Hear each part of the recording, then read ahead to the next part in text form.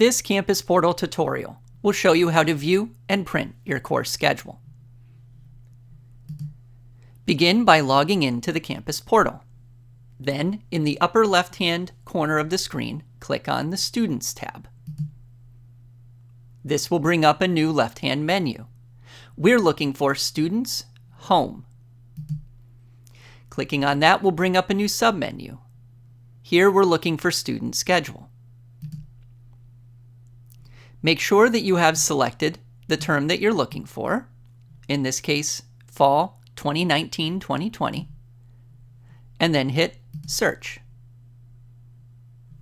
That will bring up your full course schedule. You can see the course code for each class, the course title, and the number of units that it's worth. The status column will tell you whether you are officially enrolled in the course or if you are waitlisted in the class. There's also the grading type. There's A through F or pass-fail, the faculty member who will be teaching the class, and the schedule for the class.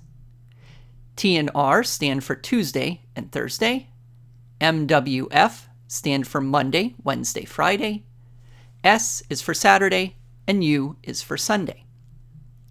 There are the dates of the course, as well as the campus, building, and room number for the class.